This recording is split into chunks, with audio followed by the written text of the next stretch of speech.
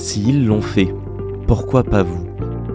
Salut à toutes et tous, c'est Yacine Scali et bienvenue dans la tête d'un CEO, le podcast qui vous inspire à entreprendre. Depuis 5 ans, je vous propose de faire un petit tour dans la tête de un ou une entrepreneur chaque semaine pour justement s'inspirer de leur état d'esprit et de leur parcours.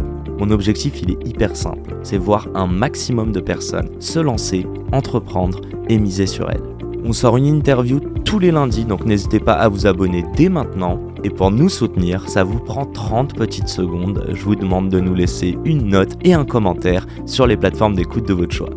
Encore une fois, un grand merci de nous écouter et n'oubliez pas, s'ils l'ont fait, pourquoi pas vous?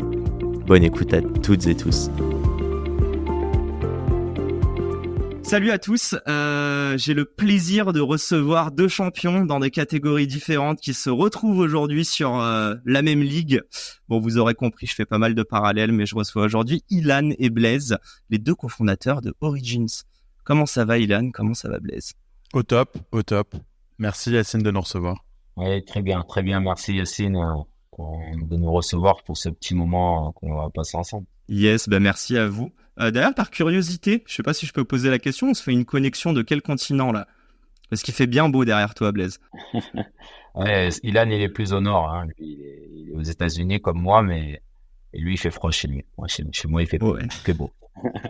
Ouais, bon, on a deviné. Bon, j'aime bien commencer cet épisode un petit peu avec un icebreaker qu'on appelle, et on va parler un petit peu de vous à titre perso. J'ai quelques questions à vous poser. Je vous propose d'y répondre, vous deux. Et logiquement, vu que c'est perso, je n'accepterai pas les mêmes réponses. Première question. Quel est ton principal trait de caractère, Ilan? Je dirais la créativité. Et toi, Blaise? L'humilité. Qui sont une belle complémentarité. Deuxième question. Dans une autre vie, qui est-ce que vous auriez aimé être? Toi, tu réincarnerais qui, Ilan? Tu te réincarnerais en qui, pardon? Écoute, dans la prolongation de ma réponse précédente, je dirais Albert Einstein. Plutôt créatif. Un inventeur. Un scientifique. Je suis pas aussi scientifique que Albert Einstein, mais forcément un mec que j'aurais aimé connaître, côtoyer. Et toi, Blaise, du coup? Oui, je pense aussi dans la prolongation de ce que j'ai évoqué en préambule, c'est mon père qui m'a inculqué ces valeurs-là. Donc voilà, j'aimerais être mon père. Putain, c'est beau ça. J'espère qu'il nous écoute. Un bonjour au... Tu vois, on en découvre tous les jours. Bon, allez, 2 dernières questions. La première, c'est ta définition du succès. La patate chaude. C'est pas évident de répondre à cette question. Je pense que le succès est le travail, la persévérance. Et il faut avoir aussi de la chance. Donc, si je dois retenir 3 mots, c'est cela. Travail, persévérance et chance. Excellent. Et toi, du coup, Ilan? Moi, je dirais c'est la quantité d'impact que tu peux avoir dans ton activité quotidienne autour de toi. Donc, famille, et puis ensuite employé, et puis ensuite utilisateur ou client de ton produit, et un jour beaucoup plus. Voilà. C'est l'impact. Et je note quand même pour 2 investisseurs que vous n'avez pas mentionné d'argent. Donc, très intéressant et on va en parler de ça. Allez, La dernière question, qui est toute simple. Vous êtes dans quel mindset actuellement? Mindset super optimiste malgré la période bizarre qu'on est en train de traverser. Optimiste parce qu'il y a toujours de l'innovation, il y a toujours de belles boîtes, il y a toujours de beaux entrepreneurs, de grands projets ambitieux, et que c'est ma nature aussi. Donc très bonnes vibes. Et toi aussi optimiste, Blaise? Oui, bien évidemment, très très optimiste, enthousiaste aussi parce que je suis quand même nouveau dans le métier et beaucoup d'envie, beaucoup de volonté. Et surtout à l'écoute des plus anciens, hein, en l'occurrence Ilan, qui sont un peu nos mentors. Donc voilà, ça te rajeunit pas ça, hein? Ouais, je prends beaucoup de plaisir à à partager voilà ces moments-là avec lui et j'apprends beaucoup. Donc ouais, je suis très très optimiste pour la suite parce que on a démarré quelque chose de fort et beaucoup de C'est que confiance le début. voilà, pour que ça continue. Exactement. Trop cool. Ben, je vous remercie, messieurs, déjà de vous être prêtés à ce petit jeu des questions. On appelle ça le questionnaire de Proust. Donc voilà, salam à Proust. Allez, passons. On va parler de quoi aujourd'hui ? Je crois que vous êtes les fondateurs d'un fonds d'investissement. J'ai même pas envie de le présenter. Je pense que vous le ferez beaucoup mieux que moi. Donc, je vous laisse nous présenter ce magnifique fonds. Allez, Blaise. Non, mais c'était intentionnel de pas donner la parole. Hein. Alors, il y a pas de problème, je m'y colle. Du coup, moi, je suis arrivé ici aux États-Unis, donc il y a de cela 3 ans. J'ai eu la chance de côtoyer, de rencontrer Ilan. Et ensemble, on a décidé de créer Origin. Pourquoi Origin? Parce qu'on s'est rendu compte tous les deux que à travers l'influence, on pouvait apporter quelque chose de fort pour des boîtes qui démarrent ou justement qui sont en train d'éclore. Et on pense que l'influence a un argument fort dans le système aujourd'hui. Donc, à travers des sportifs qui puissent représenter ces boîtes-là, on est capable, voilà, d'amener de la valeur ajoutée et cette connexion que l'on peut avoir aussi entre le sportif et l'entrepreneur, voilà, fait qu'aujourd'hui on apporte une nouvelle ère et c'est pour ça qu'on a décidé de créer Origin. Ouais, et pour rebondir sur ça, en fait, c'était aussi parti d'un autre constat qui est que quand on a commencé à parler d'Origins, on était en milieu d'année 2021. Et en fait, c'était une époque très faste dans la tech. Beaucoup d'argent, beaucoup d'investissements, beaucoup de fonds d'investissement, beaucoup de startups. Tout le monde levait énormément d'argent. Enfin, tout le monde. Beaucoup de boîtes, en tout cas, levaient beaucoup d'argent avec des valorisations hyper élevées. Et en fait, on se disait que d'avoir de l'argent pour un fonds, ça ne suffisait plus pour entrer dans les belles boîtes. Et c'est comme ça, et ça arrivait effectivement au moment de notre rencontre avec Blaise. Et on a été rejoint très rapidement par Johan, qui est un ami d'enfance de Blaise et aussi joueur de foot professionnel, et Salomon, qui était un ami un mois aussi de New York. Et ensemble, on s'est dit, l'argent, ça ne suffit plus. De quoi ont besoin les boîtes ? Elles ont besoin de marketing. Si jamais on peut leur apporter de l'image, on peut leur apporter d'une certaine façon un peu des ambassadeurs comme des athlètes, et tout le monde aime les joueurs de foot. A priori, on aurait une place dans tous les rounds dans lesquels on essaiera de rentrer. Voilà, et en mixant un peu tout ça, on est arrivé à la thèse d'Origins. Alors, ce qui est fabuleux, c'est qu'on n'a pas que des joueurs de foot. On a d'autres sportifs et ce lien-là que l'on a avec des entrepreneurs de renom permet de créer cette passerelle que l'on peut avoir entre le sportif lui-même et l'entrepreneur. Et on y reviendra après, je pense, mais il y a beaucoup de similitudes justement dans ce sens. Trop cool. Juste d'ailleurs, là, tu parles de sportifs, Blaise, et de d'autres personnalités ou d'autres profils. Donc là, on parle de ce qu'on appelle des limited partners, c'est-à-dire que c'est les personnes qui ont investi de l'argent dans Origins que vous déployez dans d'autres startups. C'est bien ça ? C'est ça. J'en profite, je suis curieux.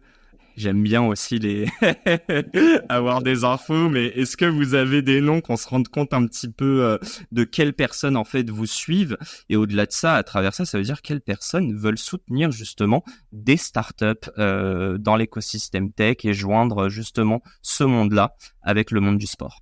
On n'a pas pour habitude de parler des personnes qui ont investi dans notre fonds, mais je pense que à travers ce que l'on a déjà mis en valeur, c'est nos compagnes. Voilà, vous pouvez voir Olivier Giroud, par exemple, Christelle Kipembe, Miralem Pjanic. Voilà, si je peux citer que. On va pas que des anciens coéquipiers aujourd'hui, mais quand même, voilà, des Kingsley Coman et d'autres. On s'entend pourquoi on va pas le citer. On s'est Voilà, bien c'est compris. ça. On se Good parle timing, le good 15 timing. février, quoi. Bon, vous l'avez regardé ce match hier ou pas? Malheureusement, moi, j'ai pas pu. Je travaillais, Ilan, hein. Mais, Il était mais en due deal, c'est ça. voilà, exactement. Mais oui, je pense qu'il y a encore quelque chose à faire et Bien sûr. je vais présenter un nouveau deal pour calmer Kingsley et qu'il puisse être tranquille au match retour. Je pense que c'est ça en fait. Il attendait, il était un peu stressé, donc il attendait de parler avec toi d'investissement, Blaise. C'est ça que tu veux nous dire en fait. Ouais, je crois Merci, bien. merci Kingsley. Bon, au moins il a pas célébré. Et, merci pour ce respect. Bon, passons parce que sinon on va rester sur le PSG et là je vais sortir mon écharpe et ça va pas être bon là. Donc question toute bête. Moi, je pense que justement, le succès de n'importe quelle boîte, et dites-moi si vous partagez ce constat, il vient d'une rencontre. Il vient d'un capital humain, de personnes qui se rencontrent et qui créent de la valeur ensemble. Et moi, j'ai le sentiment que votre rencontre, notamment toi, Blaise, qui parle de justement ramener un ami d'enfance qui est Johan, mais toi aussi, Ilan, qui vient avec Salomon, je me dis comment vous êtes rencontrés et à quel moment le mot investissement et start-up ont émergé de vos bouches? Ouais, je peux raconter, Blaise, si tu veux. Ouais. En fait, on s'est rencontrés à travers un Zoom d'une startup dans laquelle Blaise a investi, Slatch. Et en fait, Blaise était là et cette boîte m'avait contacté pour poser des questions sur le marché américain, et startup de façon générale. Ça m'arrive très souvent, mais là, il y avait Blaise dans le call. Et j'étais starstruck, hein, évidemment. Et puis après, j'ai contacté Blaise parce que moi, j'avais un podcast aussi où ça m'intéressait de Super l'interviewer. podcast. Ouais, gentil. Podcast Hein, We Are New York. gentil. Mais en tout cas, il rentrait bien dans le thème puisque Blaise venait de s'installer justement à Miami. Et moi, j'interviewais les Français aux US. Et donc, je l'ai interviewé. Et puis, en fait, très vite, on a commencé à chatter assez régulièrement de start-up, d'investissement. Blaise commence à me poser quelques questions. Et puis, le courant est très vite passé, très bien passé parce que Blaise est quelqu'un de très, très humble, très simple, qui se met à ton niveau, en fait, dès le premier jour. Et donc j'ai pas eu de complexe d'infériorité ou autre. Et un jour, quand on parlait d'investissement, il y a cette idée qui est née d'Origins que je lui ai pitché, et puis on en a parlé très vite ensemble, et lui-même avait aussi commencé depuis quelques mois à réfléchir à un concept de fonds d'investissement avec Johan justement. Et puis ces idées sont arrivées au même moment ensemble, et très très vite, vraiment je crois en 2 jours, on a décidé de le faire. C'est-à-dire que Blaise en a parlé un petit peu, il a un peu réfléchi, moi j'avais déjà pris ma décision. J'en ai parlé à Salomon comme ça par hasard, et il me dit si jamais vous faites ça, moi je suis chaud pour rejoindre. Salomon était encore chez Facebook à ce moment-là, et on trouvait que son rôle chez Facebook était aussi intéressant parce que le marketing et l'influence il connaissait, il comprenait bien. Et c'est comme ça qu'on a commencé à travailler ensemble il y a quasiment 2 ans maintenant. Et puis depuis, voilà, on se parle tous les jours, plusieurs fois par jour.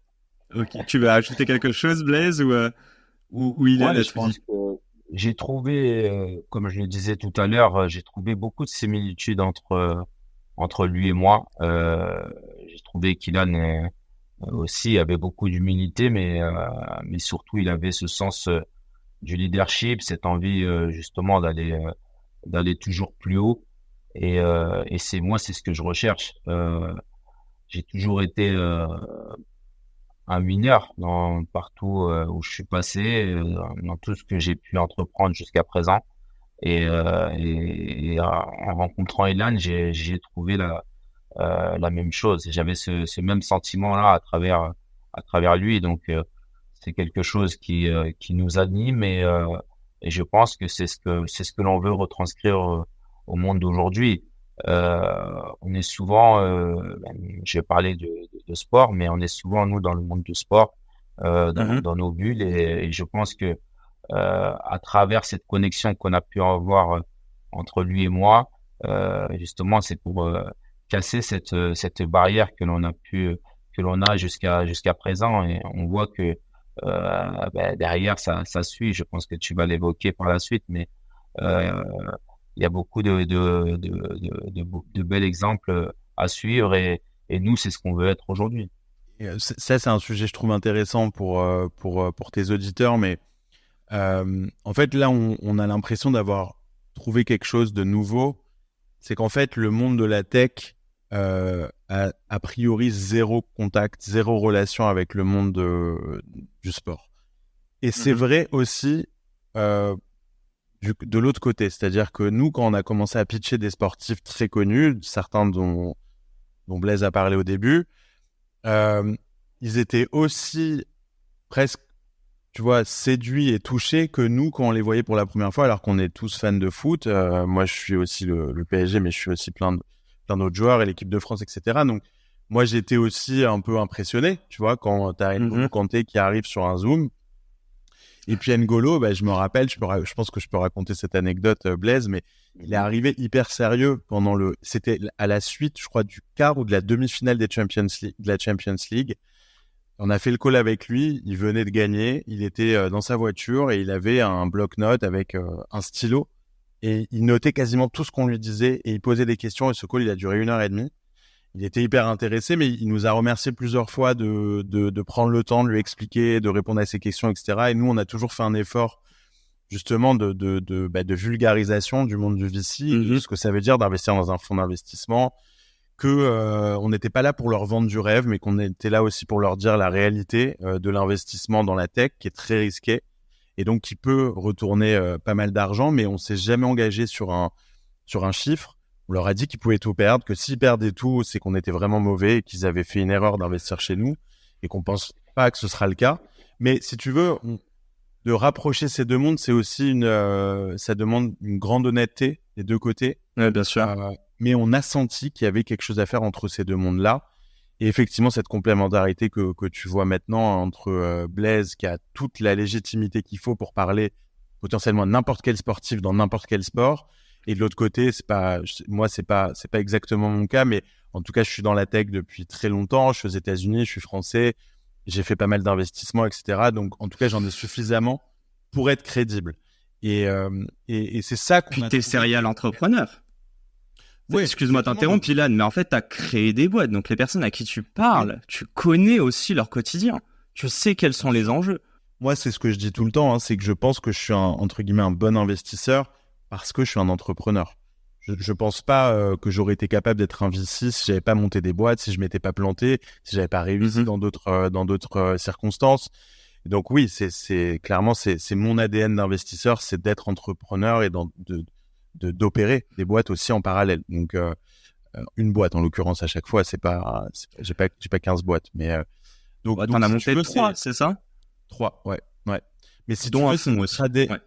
C'est notre ADN aussi d'Origins de réussir à faire le lien entre ces deux mondes. Et en fait, aujourd'hui, on en parle pas mal des investisseurs sportifs, mais quand nous, on a démarré, on n'en parlait pas du tout. Je pense qu'on a participé à rendre le sujet plus intéressant, plus excitant. Mais tu vois, à l'époque, je me rappelle on parlait d'Antoine Griezmann qui avait investi dans Sorare. Et honnêtement, c'était quasiment tout en Europe. Là, aujourd'hui, voilà. Et je pense que c'est aussi quelque chose qui comptait beaucoup pour Blaise, c'est la partie un peu éducation, la partie inspiration des nouveaux sportifs. D'ailleurs, dans Origins, on a aussi des très, très jeunes joueurs qui sont pas du tout connus, qui se sont organisés ensemble sous une société pour investir chez nous avec des petits tickets. Mais rassembler, c'était quand même un gros ticket. Et ça, je sais que c'est important pour Blaise, tu vois, de ce qu'on peut faire pour attirer plus de monde vers ce monde d'investissement tech qui peut être très rentable, mais tout simplement que tout le monde doit comprendre. Hyper clair. Il y a tellement d'éléments sur lesquels j'aimerais rebondir, mais je vais rebondir sur surtout une partie qui est en fait, est-ce que tu l'as vu toi, Ilan, aux US, mais toi aussi, Blaise? Est-ce que vous l'avez pas vu en fait avant? Est-ce que cette idée de vouloir investir dans des startups, qui plus est en seed, donc enfin, on parle de tickets, dites-moi si je me trompe, c'est entre 100 et 500 000 euros que vous faites, c'est ça? Oui. Ouais, mais c'est c'est hyper risqué. Enfin, ça s'appelle capital risque, mais là, vous êtes dans la phase la plus risquée qui existe. Est-ce que c'est parce qu'il y en a eu d'autres qui l'ont fait? Je crois qu'il y a, tu vois, des acteurs, pardon, comme Ashton Kutcher, mais il y a aussi eu, évidemment, LeBron James avec qui tu as investi, toi, Blaise. Est-ce que c'est un truc où vous vous êtes dit, OK, les US le font, pourquoi pas nous? Parce qu'on n'est pas plus bête en Europe, on a des très bons talents, on a des ambitions, un peu moins de culture entrepreneuriale, mais elle arrive. Donc ouais, à ce niveau-là, est-ce que vous trouvez qu'on est en retard? Et j'ai l'impression que c'est aussi presque votre mission avec Origins, non pas d'investir dans des boîtes, mais de fédérer d'autres personnes qui ont des moyens et qui peuvent avoir une influence sur ces investissements, de mettre la main à la pâte. Non, mais c'est exactement ça. Moi, je vais plus rebondir sur la partie sportive. Je pense qu'Ilan rebondira sur la partie entrepreneur. Mais c'est vrai que pour le sportif, quand je suis arrivé, moi, aux États-Unis, j'ai vu toute la différence. Et je pense que la différence, elle se fait au plus jeune âge. Le sportif, comme je l'ai dit tout à l'heure, il est dans sa bulle.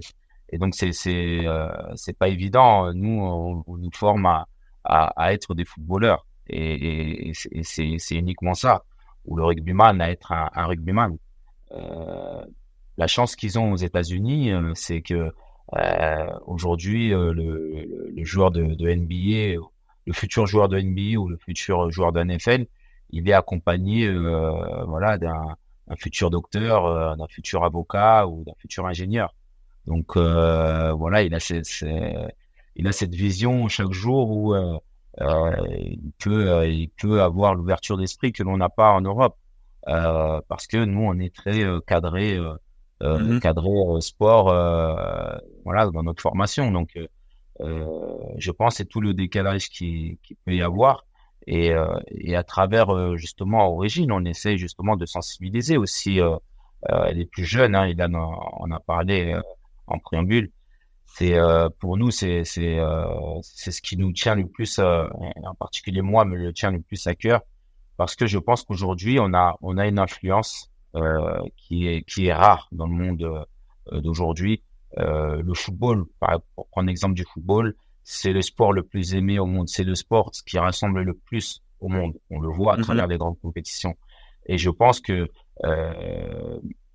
quand on est capable de, à travers des boîtes dans lesquelles on investit, alors certes on prend du risque, mais derrière, si on apporte une aura qui est mondiale, je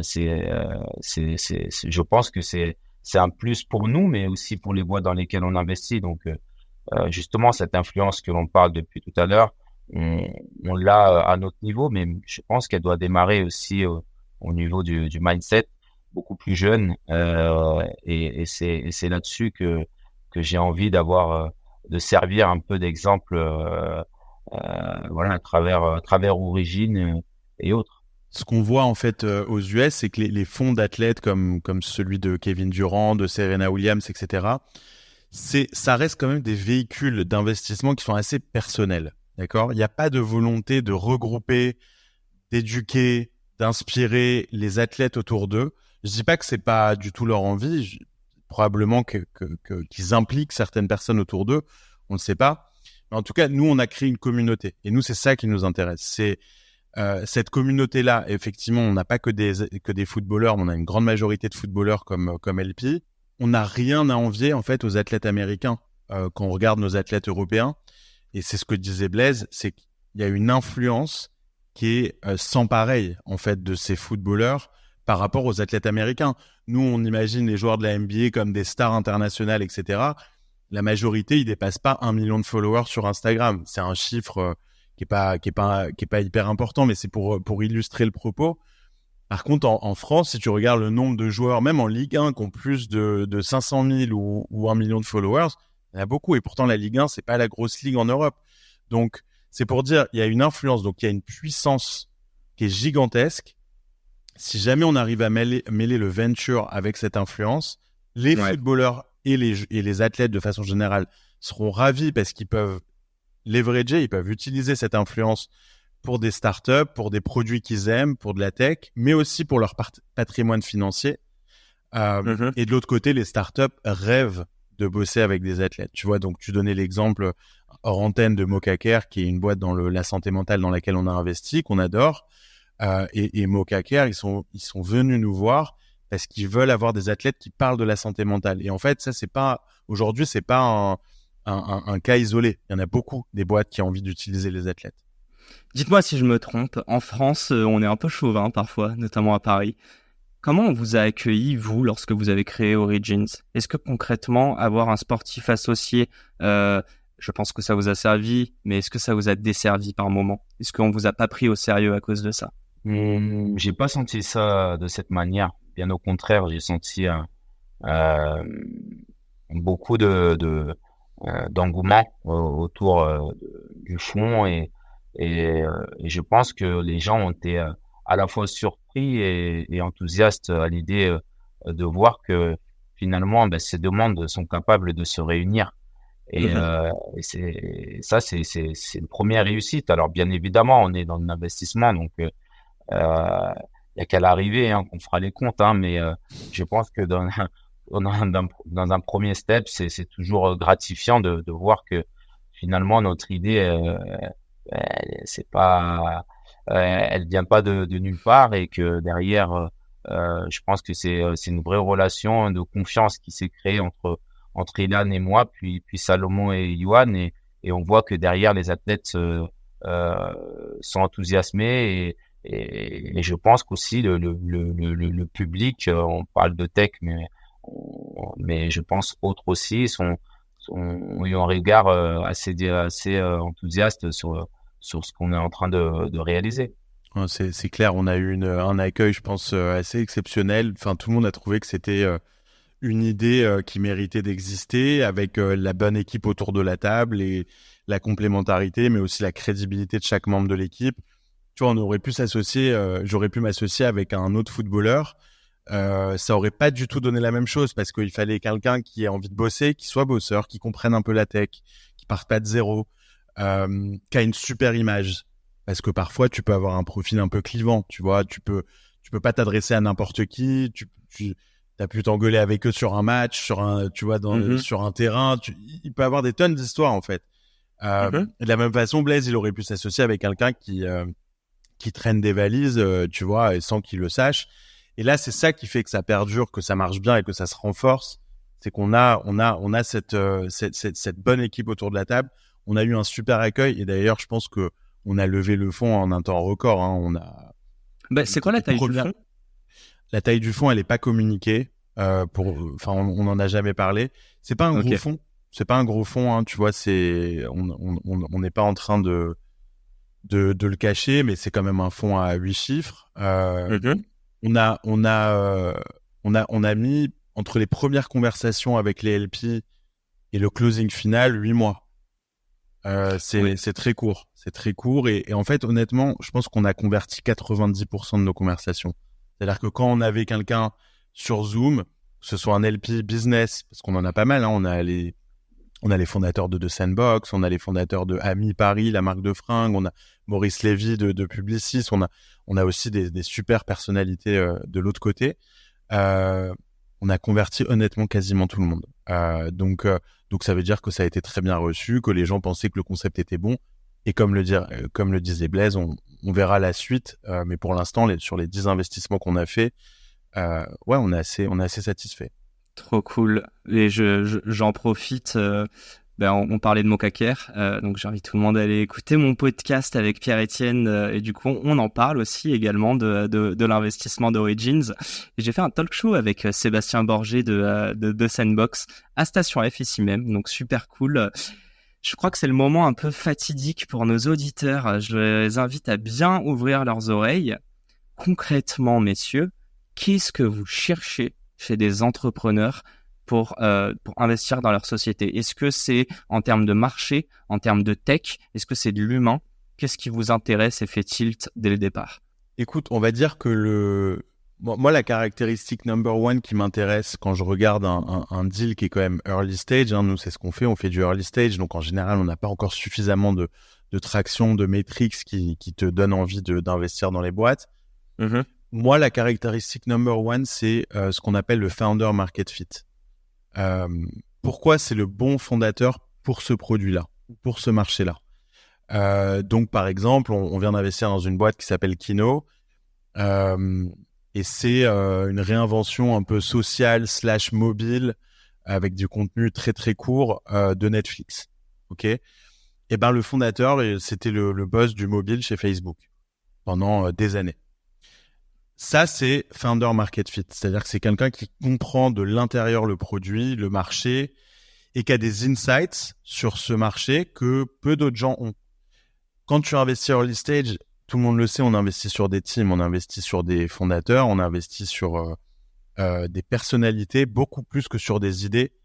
Dans 10 situations identiques, j'investirai toujours sur des bons founders qui ont des mauvaises idées que l'inverse. On dit beaucoup ça, Ilan. Si je t'interromps 30 secondes, tu peux m'expliquer pourquoi ça? Parce qu'on le dit beaucoup, et venant du VC, moi je le comprends, mais tout le monde, tous nos auditeurs le comprennent pas forcément. Pourquoi une équipe est plus importante qu'une idée en tant que telle?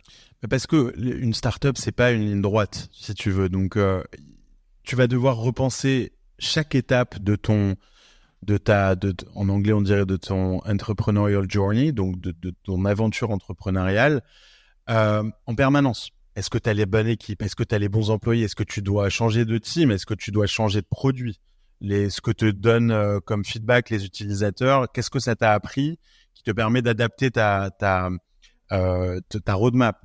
Est-ce que tu as les bons investisseurs? Bref, c'est toujours des hauts, des bas, on le sait.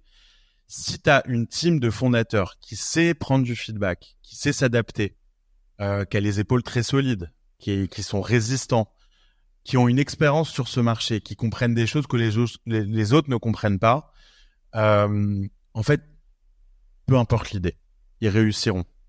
Et c'est ça qu'on recherche, nous. On recherche une boîte qui va réussir à la fin. L'idée en elle-même, elle importe peu. Alors évidemment qu'on juge l'idée. Tu vois, je vais pas te mentir, on juge toujours l'idée. Mais c'est déjà arrivé qu'on investisse dans un fondateur qui nous a bluffé, dont on n'était pas complètement sûr de l'idée initiale, mais qui allait évoluer. D'accord, je citerai pas de nom pour pas qu'ils se reconnaissent, mais ça peut arriver. C'est-à-dire qu'on croit tellement en eux qu'on sait qu'ils vont finir par construire une très belle boîte. Et moi, dans mes expériences passées aussi en tant qu'angel, ce que je suis en train de te dire, c'est évidemment empirique. J'ai investi dans une 50aine de boîtes. Ben, j'en ai vu des scénarios comme celui-là.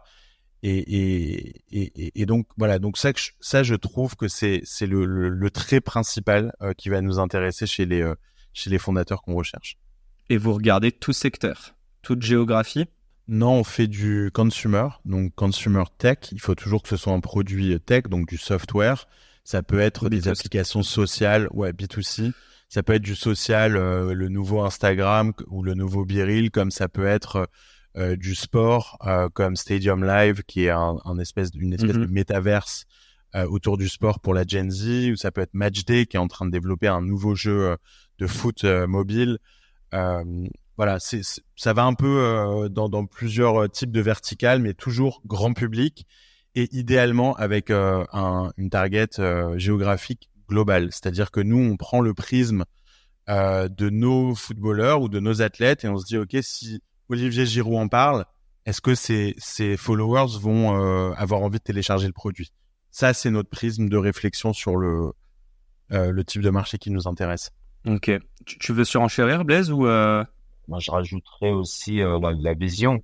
Je pense que c'est un argument qui est important à mes yeux, et bien évidemment l'équipe qui compose la boîte en question. Après, on a des beaux exemples qu'Ilan a cités. Je rajouterai par exemple Monkaker, vous l'avez évoqué en préambule. C'est l'aspect social, et ça, je pense que ça ressemble aussi à ce que l'on a dans notre fonds, dans les LP. Je pense que l'impact il est considérable quand on parle de santé mentale. Aujourd'hui, qui de mieux que de grands entrepreneurs et de sportifs de très haut niveau pour en parler. Voilà, on essaye aussi d'avoir une logique aussi dans nos investissements. Ouais, c'est hyper clair et justement, on a beaucoup parlé de santé mentale et je trouve que d'ailleurs, tu vois, en entreprise, ça se démocratise, mais chez les sportifs, ça a été démocratisé un petit peu avant. Il y a eu plusieurs joueuses de tennis qui en ont parlé, qui ont arrêté le circuit pour ça. Je trouve ça hyper intéressant. J'ai juste une petite question pour toi, Blaise. T'as beaucoup parlé de travail et puis tu parles beaucoup donc là, il y a de la pédagogie, il y a de l'impact, il y a du social. J'aimerais comprendre pourquoi t'as choisi, par exemple, d'être général partner, de vraiment t'impliquer dans le fond, d'être au quotidien, de faire un podcast avec moi et Ilan aujourd'hui, versus concrètement de juste mettre de l'argent qu'on dit sous gestion. Donc, c'est-à-dire comme, in fine, l'argent de vos LP. Ouais, alors déjà j'étais un business angel depuis quelques années maintenant, et j'ai toujours eu cette envie de m'impliquer en fait, de m'impliquer. Et pour moi, il était hors de question de mettre juste voilà de l'argent et de voir comment ça se passe. J'avais ce besoin d'accompagner les boîtes, le board, les fondateurs.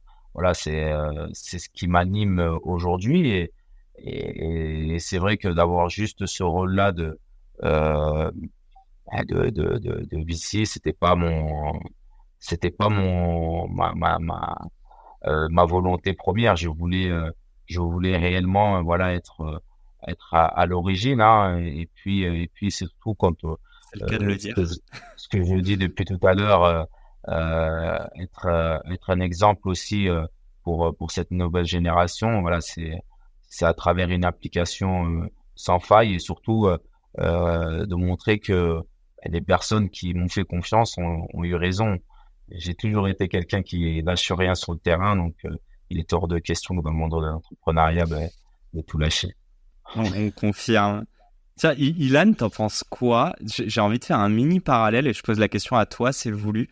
Est-ce que tu estimes, par exemple, que dans le milieu du sport, tu vois, il y a les drafts en NBA, mais il y a aussi le même principe des clubs de formation en France, enfin dans le foot. Est-ce que quand tu es aussi jeune et que tu investis, parce que c'est de l'investissement sur un joueur aussi jeune, je reprends un petit peu tout ce dont on a parlé, en fait, la capacité à pivoter, à grandir avec tes ambitions et ton talent, est-ce que c'est pas ça aussi un investisseur en seed? Oui, mais avec beaucoup moins d'impact quand même. Tu vois, je veux dire, malheureusement, les investisseurs, les VC, on va dire, ont un peu moins d'impact sur la vie de leur boîte qu'un coach, qu'un club qui va te recruter, qui va te faire grandir, etc. Je pense d'ailleurs qu'il faudrait que les VC en aient beaucoup plus. Et quand je parle d'impact, c'est de se mettre au service de ces entrepreneurs. Comme nous, on essaye de le faire. D'ailleurs, je pense que ça fait vraiment partie de notre ADN, parce que nous, une fois qu'on a investi chez toi, on va travailler avec toi et on va faire des campagnes des campagnes marketing avec toi, ce qui est unique. Et si tu regardes aujourd'hui l'agenda d'un VC lambda, ok, on parle pas des outliers, des super partenaires que tout le monde connaît dans tous les gros fonds américains, etc. Je pense qu'il y a jamais assez de temps pour leur boîte en portefeuille. Je pense que ils sont tout le temps en train de chasser le prochain deal. Nous aussi, hein, on le fait beaucoup. Mais honnêtement, c'est pas déconnant de dire que aujourd'hui, je pense que notre temps, il est réparti en deux, de manière complètement égale, entre le support à nos entrepreneurs pour qu'ils réussissent et la recherche, évidemment, de nouveaux deals. Je pense qu'aujourd'hui, la norme, c'est plutôt 90-10 ou 80-20. 80% pour aller chasser des nouveaux deals et 20. Donc si tu veux, le parallèle, ça serait bien qu'on s'en rapproche, mais on en est très loin. Et je pense que c'est un des problèmes de l'industrie des VC. Est-ce que le problème, c'est pas justement comme dans le sport? On le faisait, tu sais, au tout début, on disait que les sportifs, c'était un monde où ils sont dans leur bulle. Et puis peut-être même toi, Blaise, nous en parler, parce que Ilan a déjà plusieurs pieds dedans, disons. Mais est-ce que tu avais l'impression que c'était très opaque? Tu sais que c'est un peu shady, que comme les start-upers, ils sont entre eux.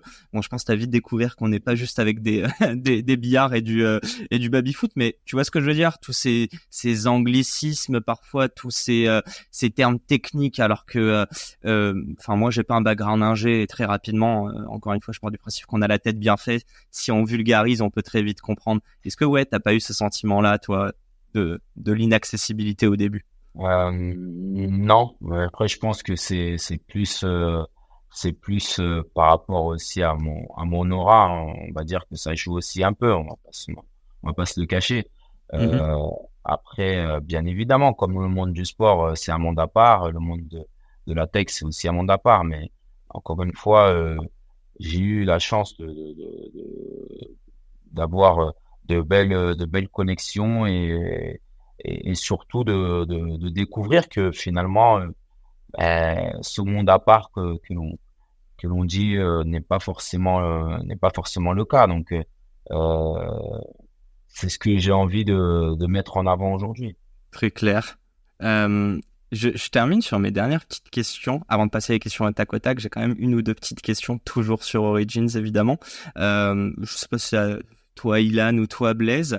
Est-ce que vous pensez, un peu deux questions, est-ce que vous pensez que vous avez 100% accès à 100% du deal flow, donc des opportunités en tout cas en France, et est-ce que vous pensez que demain, vous êtes capable de gagner un deal, ou est-ce que c'est peut-être déjà arrivé d'ailleurs, face à un autre fonds d'investissement, et là je vais prendre les top tier 1 pour pas les citer, mais voilà, c'est vraiment se dire ces gens qui ont un track record, des super investissements derrière.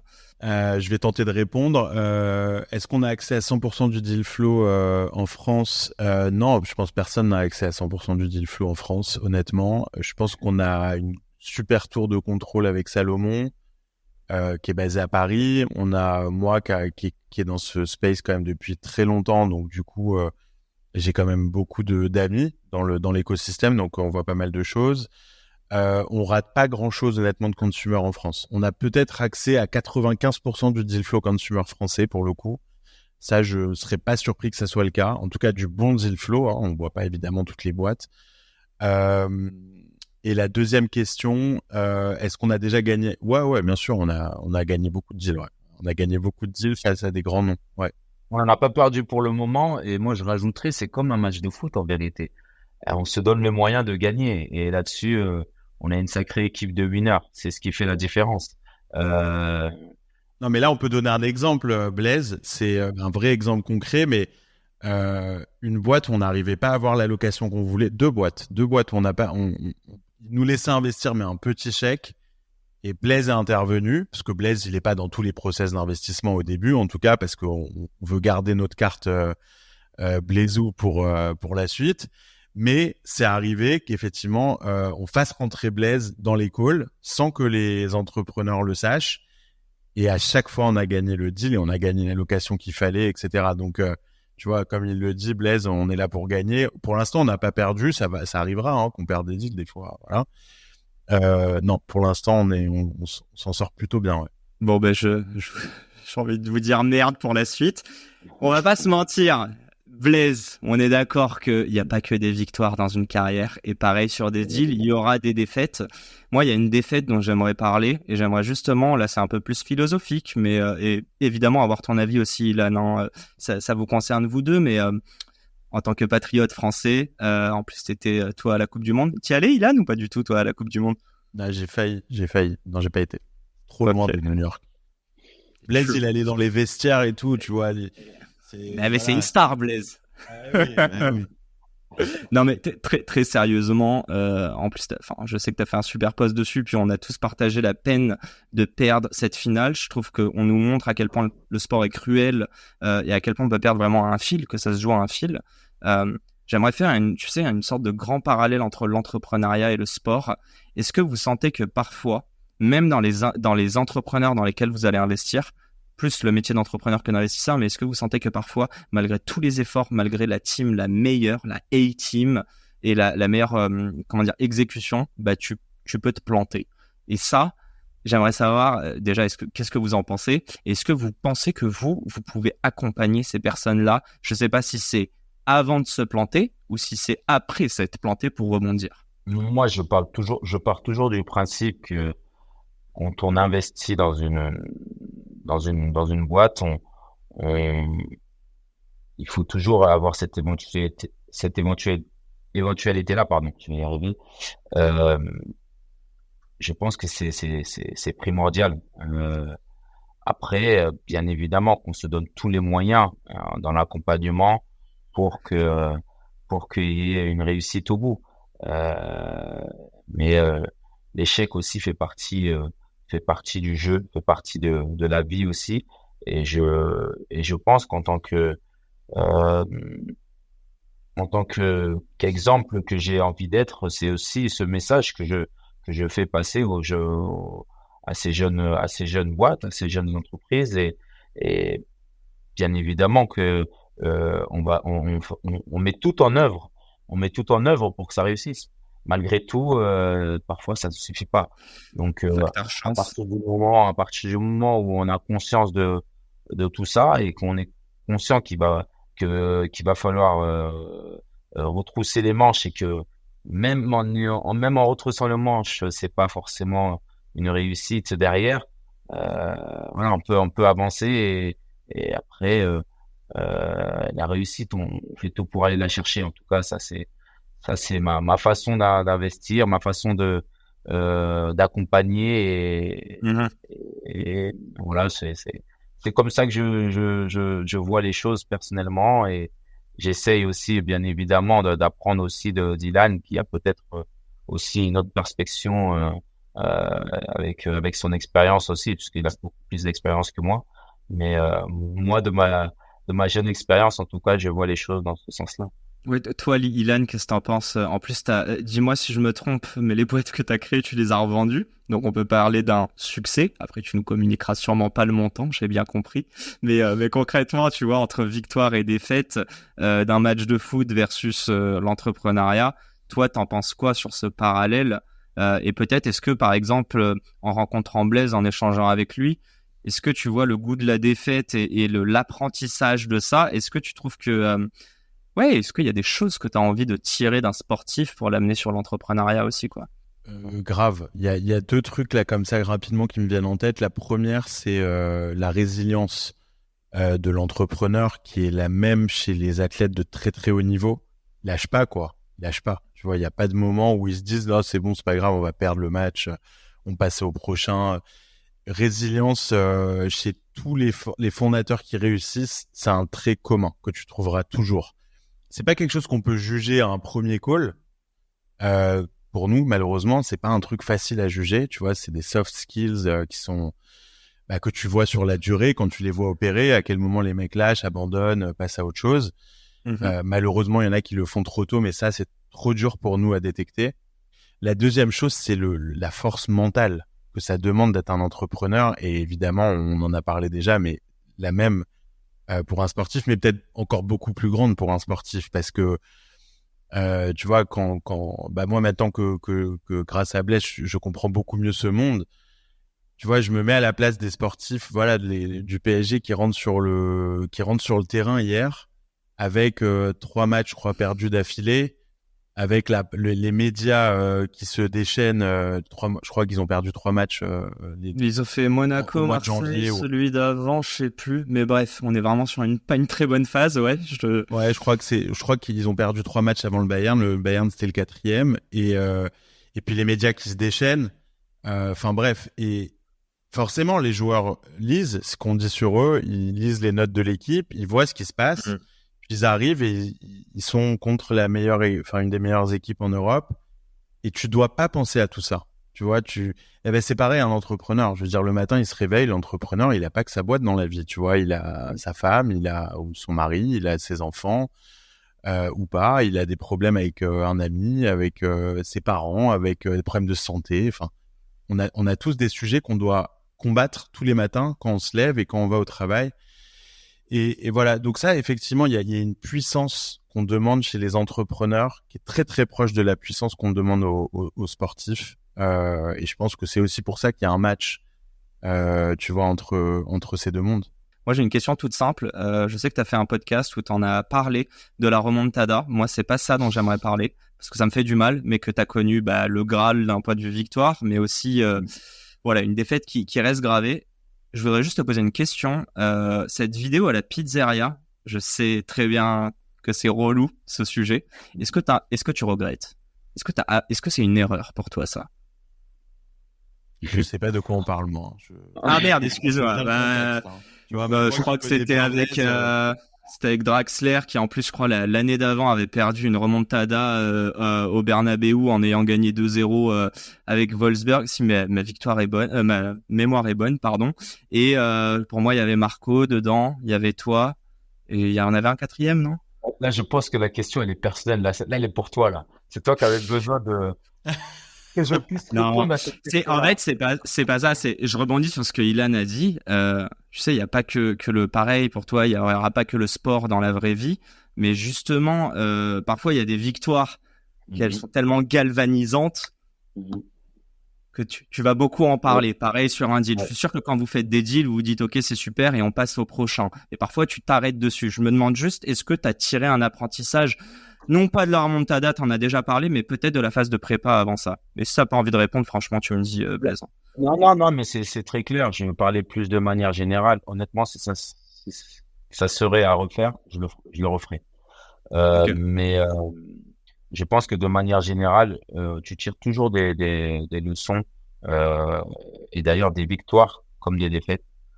Et plus des défaites, j'ai beaucoup appris dans la défaite. Je me souviens de cet Euro 2016 contre le Portugal. Je pense que si on gagne ce match, on ne gagne pas le mondial 2 ans après. J'ai eu la même pensée et j'étais au stade. C'est beau ça. C'est beau ce que tu viens de dire. Ça, j'aurais jamais perçu le truc comme ça. Ouais. Ah, mais je suis tellement d'accord. Et dis-moi si je me trompe et je suis enchaîné dessus. Est-ce que tu crées des liens dans la défaite, en fait? Mais quand tu vois la communion qu'il y a en 2000, lors de la dernière Coupe du Monde, il y a de cela 3 mois, Mhm. euh, cette communion qu'il y a entre le public, entre les joueurs, après cette défaite, ça veut tout dire. Hein. Bien évidemment que tu crées des liens parce que tu vis des moments forts, des moments parfois uniques. Et ça, je pense que dans le sport comme dans une vie d'entrepreneur, au quotidien, il y a des liens qui se créent. Aujourd'hui, moi, Ilan, je le considère euh, comme un frère, hein, réellement. Et c'est ça, en fait. C'est cette habitude d'échanger. On a parlé de cette vie d'entrepreneur qu'on peut avoir, mais nos discussions, elles vont encore au-delà. Donc, voilà, c'est ça, en fait. Et ça, c'est Origine qui a créé ça. Mais pareil dans le football. Lorsque je vais dans des clubs, on n'allait pas juste sur le terrain pour amuser la galerie, mais bien évidemment, c'était pour gagner des matchs, Mhm. mais aussi à travers des liens que tu crées et qui deviennent parfois personnels. Donc, c'est ça qui me plaît. Moi, je suis très humain comme personne. Je m'attache beaucoup voilà, à l'aspect humain et surtout dans la manière d'être. Ilan le sait, et c'est comme ça. Alors, des fois, ça me joue des tours, hein, je vais pas me le cacher, mais Ah, il y a ça des m'a anecdotes. permis. Moi, je pense que ça m'a permis d'être là où je suis aujourd'hui. Et c'est pour ça que je l'ai dit en préambule, que je le dois à mon papa, à ma maman aussi, bien évidemment. Mais ce sont des valeurs qui me sont chères et que je garderai tout au long de ma vie. Et c'est ce que j'ai envie de transmettre aussi à mes enfants.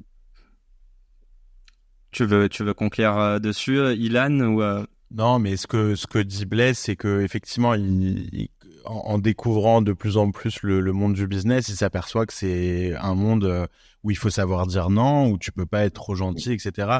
Blaise, il arrive avec sa nature, qui est la sienne, et je pense qu'il la compose. Moi, je suis aussi un peu comme ça, c'est-à-dire que je suis par défaut quand même assez gentil, j'ai confiance aux gens, en les gens très rapidement. Euh, mais j'ai appris aussi qu'il y a des gens qui n'ont pas forcément la même vision des choses et qu'il va falloir se battre contre eux. Mais je trouve que qu'on n'a pas besoin. Enfin, tu vois, il y a une époque, il y a 10, 15, 20 ans, où pour réussir, il fallait être un requin, il fallait être méchant, il fallait être dur avec ses employés, avec ses clients. c'est presque la mauvaise vision de l'entrepreneuriat que moi j'avais C'était quand comme j'étais tout ça. petit, Ouais, quoi. mais c'était Ouais. comme ça. Le loup de Moi, Wall Street. ouais, et puis moi, quand j'ai démarré ma première boîte, c'était il y a 15 ans à peu près. Ouais. Eh ben, j'avais un doute que j'allais réussir en tant qu'entrepreneur parce que j'étais pas comme ça, tu vois. Et il y avait certains VC qui me disaient, ouais, mais sais pas si t'es assez dur, je sais pas si t'es assez truc, si t'es assez fin, si pas si t'es assez fin, mais tu vois, je suis pas certain que tu sauras dire non le bon moment, etc.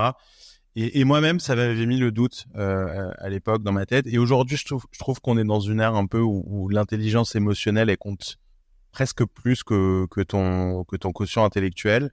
Et donc, j'ai zéro doute qu'il y a de la place dans le business pour des gens comme Blaise et d'autres qui ont une vision saine des relations humaines, qui font les choses parce qu'ils les ressentent comme ça. Et voilà, donc le monde a changé et Blaise arrive en tout cas dans le monde du business avec cette perspective-là. Et je pense que ça se passera très bien. Bah, je vous le Ça souhaite. se passe déjà très bien. Ouais, j'allais dire pour le moment ça a l'air d'aller plutôt bien. Vous avez déjà fait Ouais. plusieurs invests, mais donc je résume en fait, que ça soit le foot, que ça soit l'entrepreneuriat ou l'investissement, c'est un métier d'humain. Et aujourd'hui, on parle beaucoup d'émotions, du coup, qu'on arrive à retransmettre. C'est hyper clair. Avant de passer à mes 2-3 mini dernières questions qui durent 2 minutes, est-ce que vous avez un dernier mot à ajouter sur cette petite heure? Non, si je pourrais ajouter quelque chose sur ces dernières paroles, c'est que bien évidemment, j'ai cet aspect humain et qui m'ont toujours animé, mais je sais parfois être féroce et c'est ce qui nous permet de gagner aussi, voilà, dans nos deals et ça c'est ce que j'étais aussi sur le terrain, hein, je vous rassure. Hein. Oui, que ce soit Evian ou Marseille, je crois qu'ils sont... Nous, on s'en rappelle certains d'autres joueurs aussi. Bon, un grand merci à vous deux. Je vous pose, en vrai, on a croqué le temps. Je vous pose très rapidement mes 2-3 petites questions qui sont très rapides. J'aimerais avoir un mot chacun pour définir l'entrepreneuriat. Le leadership, je pense que c'est un aspect important. Faut avoir aussi pas mal d'intuition. Et toi, Ilan, du coup? Résumé en un mot, une phrase, si ça te va. Allez. La notion de se dire que rien n'est impossible. Parce qu'il faut pas oublier qu'un entrepreneur, il part de zéro. Il part de zéro, il doit arriver à 1. Des fois, il arrive à 2, à 5, à 10. Mais s'il s'arrête avant 1, c'est que déjà, on a un problème de base, de fond. C'est-à-dire que tu sais pas créer quelque chose depuis rien. Donc, très important d'avoir ça en tête quand on démarre. Le côté un peu rêveur, le côté ambitieux, le côté... Tout ça, ça fait partie de ce trait. Super clair.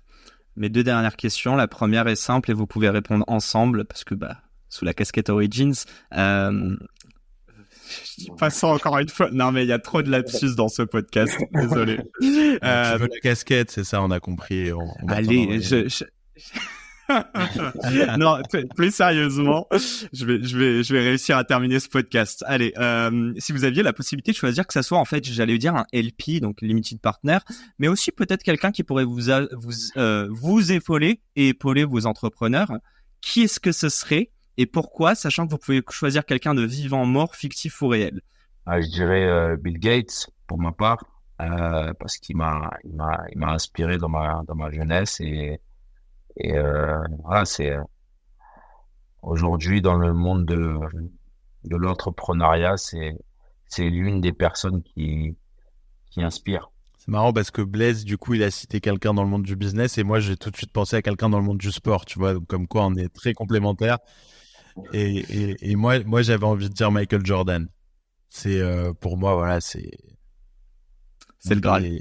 Ouais, c'était les années 90, c'est là où j'étais ado et le basket, la NBA dans les années 90 avec Michael Jordan, ça restera gravé. Et pour le coup, on va dire le siècle d'après, c'est dans ma vie en tout cas, c'était plutôt le foot.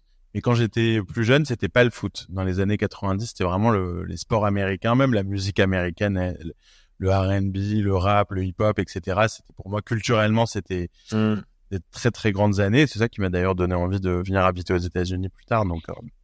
Donc Michael Jordan pour moi. Trop de deux belles personnes, belles personnalités. On traduira en anglais comme ça, ils nous écoutent bien. Allez, dernière question. Elle est pas facile celle-là, mais parce que c'est pas drôle sinon. Je sais même pas comment le dire en français. Votre avis impopulaire sur la technologie, l'entrepreneuriat ou l'investissement? Il n'est pas forcément nécessaire d'avoir de l'expérience pour être un bon investisseur. Voilà. Je te check de loin, Pas à qui Blaise. tu penses, là. On sait pas à qui tu penses. I'm guessing. Et toi, Ilan, du coup? Bah, c'est juste que on entend beaucoup parler des startups, on entend beaucoup parler de nouvelles technologies et de tout ça, mais à la fin de la journée, il y en a combien qui réussissent vraiment? Tu vois, peu importe la définition de la réussite, ça marche une fois sur 1000.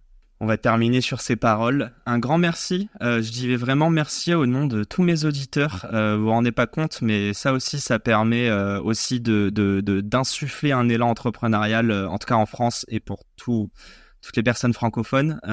Évidemment, c'est pas encore publié, donc un grand merci pour moi, votre premier auditeur de ce podcast. Ça va, vous avez pris du plaisir? Oui, c'est super. Ouais. Très sympa. Non, très sympa. On n'a pas l'occasion souvent de le faire ensemble avec Blaise. Et là, c'était vraiment relax, décontracté. Très cool. Trop cool. Bah écoutez, un grand merci. Voilà. J'ai envie de terminer là-dessus. Je vous souhaite une excellente, j'ai envie de dire, journée, vu la chaleur, enfin, la lumière qu'il fait chez vous. Chez moi, c'est la soirée. Je dis à tous mes auditeurs, à dans 2 semaines pour un nouvel épisode. Et si vous avez besoin de fonds, je crois que vous savez à quelle porte toquer. Allez, à très vite. Merci, Ilan. Merci. Ah, je vais peut-être pas terminer là-dessus. Ilan, tu veux dire un truc? Non, j'allais donner l'email. L'email, c'est hello@origins.fund et pour les boîtes, consumer. Très clair, des chèques entre 100 et 500 et France et un petit peu aux US avec une présence ou une ambition globale. Exactement. Vous m'embauchez, les gars? Ah, on n'est pas loin. Hein. On est Déjà pas la loin. casquette. Déjà la casquette. Bon, un grand merci et à très vite pour un nouvel épisode. Ciao. C'est la fin de cet épisode. S'il vous a plu, prenez 30 secondes pour nous laisser un commentaire et une note sur la plateforme d'écoute de votre choix. On a encore des dizaines d'épisodes en stock, donc je vous laisse fouiller. Et d'ici là, n'oubliez pas, s'ils l'ont fait, pourquoi pas vous? Encore une fois, un grand merci de nous avoir écoutés et à très vite pour un nouvel épisode. Ciao.